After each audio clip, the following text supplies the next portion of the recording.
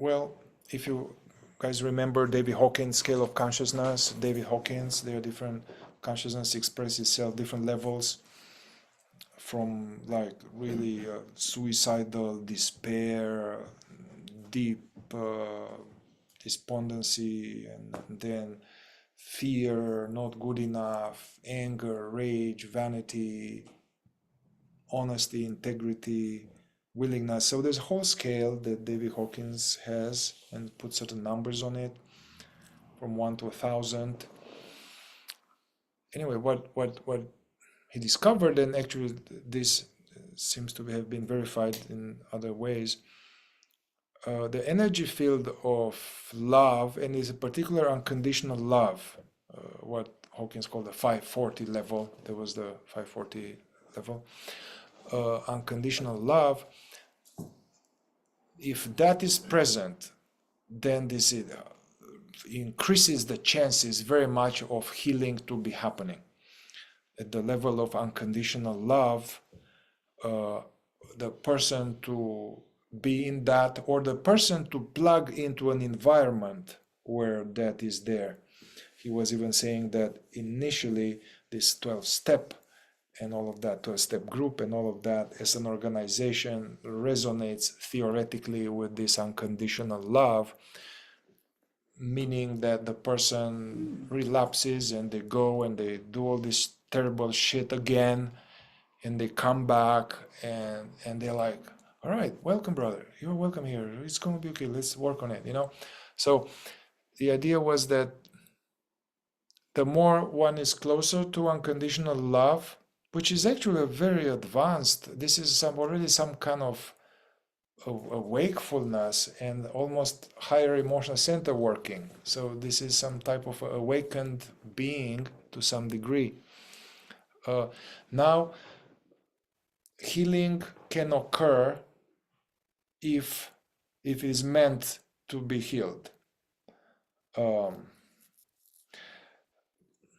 Because sometimes the person can be already an amazing saint and a sage, and somehow that's the destiny. That is what is supposed to be, no matter what.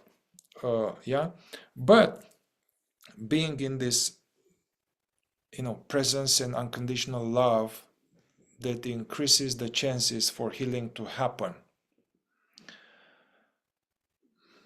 Okay.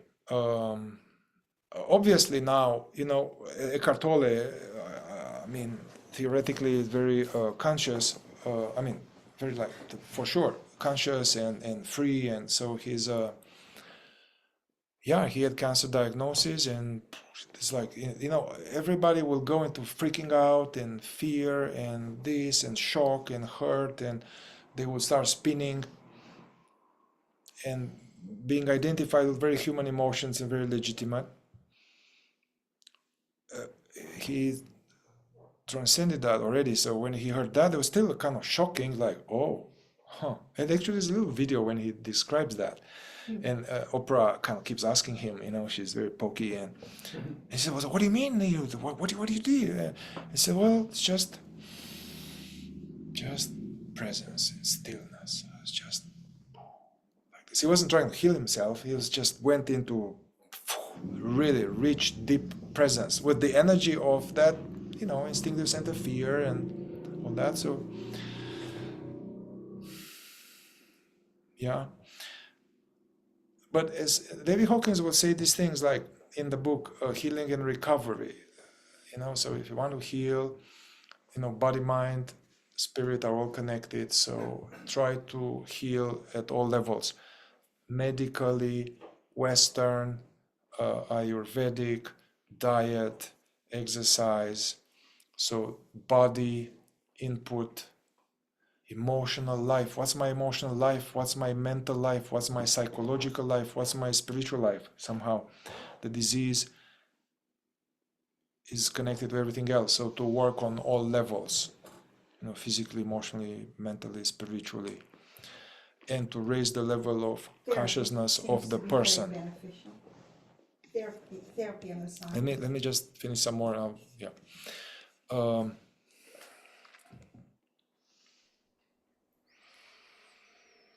And then David Hawkins was saying, and then if you do that, if it is in the destiny, if it is your karma to heal, you will heal.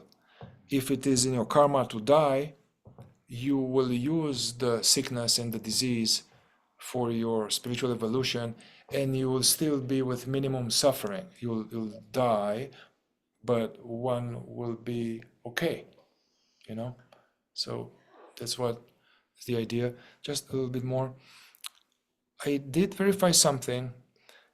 It's practical now. When you usually have an ailment, and I had this with actually somebody that was was a client who had like a serious surgery, serious amputation, like double mastectomy, and then although the surgery went well against the cancer and all of that, there was no more cancer, the wound wouldn't heal, the cut, and it kept going on for months with fluids and all kind of things. So basically the wound wouldn't heal. And the person came to me and I was like, I asked us a bunch of questions, and I realized that what was happening in her psychic was that there was this upset. She was upset with her body that after all of this, it doesn't fucking heal.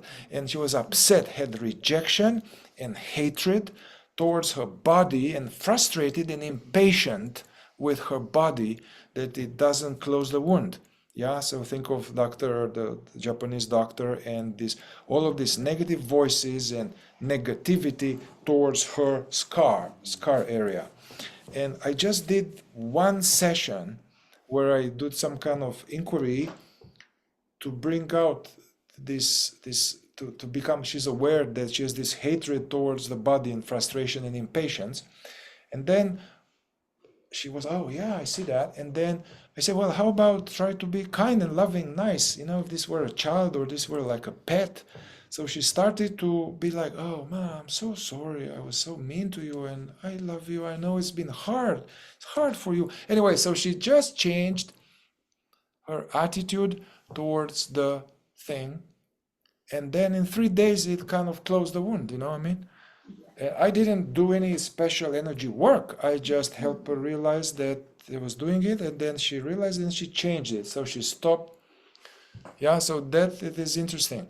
When we are sick, there's a tendency of something in us sometimes to be upset with the sickness and be fed up with it, and that will perpetuate it. So being kind, loving, Suzuki said this, he had cancer at some point, and he had said this, that Suzuki Roshi, Zen master, like, this cancer is my friend, and my practice is to take care of my friend, So that's what I have on the subject.